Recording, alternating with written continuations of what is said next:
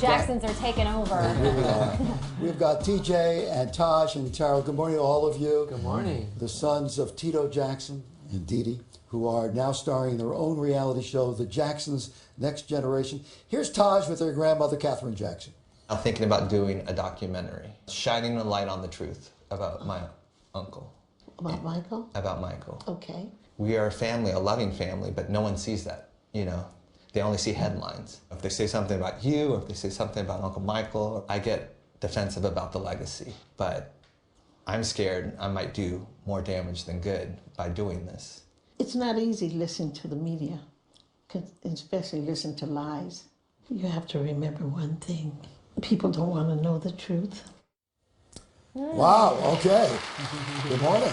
Good morning. And in a way, I mean, the reality show, it's a little bit documentary, so you may be achieving some of what you were talking about there. And you're calling this a docu-series. Yes. We're hoping that. We're hoping that, you know, with the cameras there, that we're telling our story and that people get to see the truth. What do we get wrong?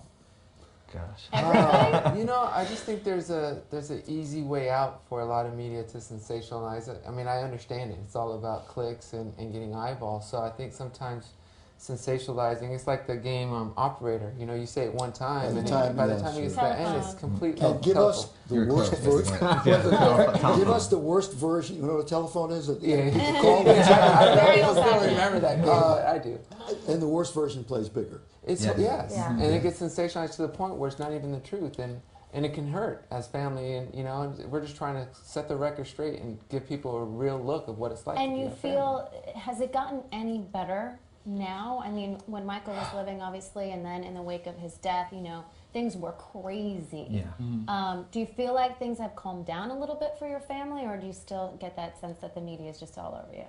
I think it's harder now because social media, it travels so much faster now, and you know, everyone's got iPhones or phones, and they're so quick to tweet or Instagram, and it's like they run with the wrong message or the wrong information, and before you know it, people start thinking it's true. You know, it was crazy when your uncle died, but it was crazy before that.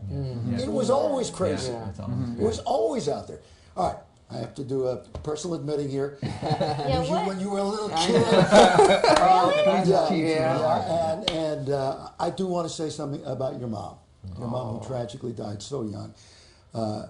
She was, Dee Dee, was the most likable person on the face of the earth. Thank you so Everybody, Here's the family shot. everybody loved Dee Dee. And Steve, I can't thank you enough for saying that, because you know, in this family with this name, the focus is on my father and the family, and my mother, and the person she was gets lost a lot.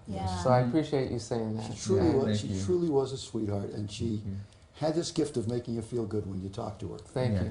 Thank you. And you were just, how old were you when she passed away? I had just turned 16. Wow. So my last picture with my mother is me getting my driver's license.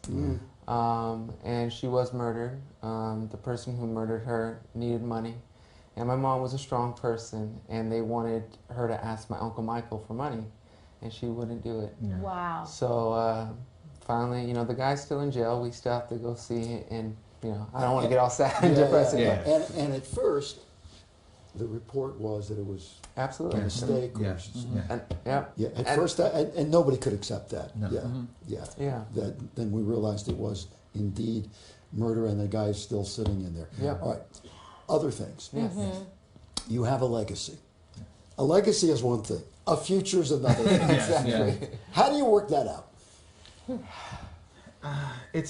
We're still working on it. You know, at the end of it, you just have to do the best you can do. You know, there's always expectations. There's pressure, and our uncle actually had to sit us down after our first album because we were so disappointed.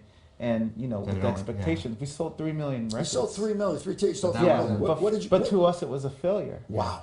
Because you know, you look at the rest of your family. You know, they're in the 20s and 50s, and it's hard. You know, you get nominated for something. Comparing yourself to the king of pop. You know, and everybody else in the family. And everybody else in the family, but. I saw in the show that you know you were performing, and I think you were rehearsing, and someone said, we got to stay here until we get it right. You think about everyone else in the family, they would have stayed here until it was right. How often do you think about your uncle and you think about the comparison? Every time you perform? That's all the time. Every time you rehearse? That's all the time. Yeah. I mean, we grew up watching them. You know, I think it was the Jackson Live Tour, 1980. That's when we first started as a group, just imitating them. And we just try to be like them, the entire way. All right. Come back again. See us again. Would you you. do that one more time? Jackson's Next Generation presenters tonight, 10 o'clock on Lifetime. You're going to all watch together? Yes. Yeah. Have a little premiere party? Live Live tweeting? Yeah. Okay, good. I like Hey, that. right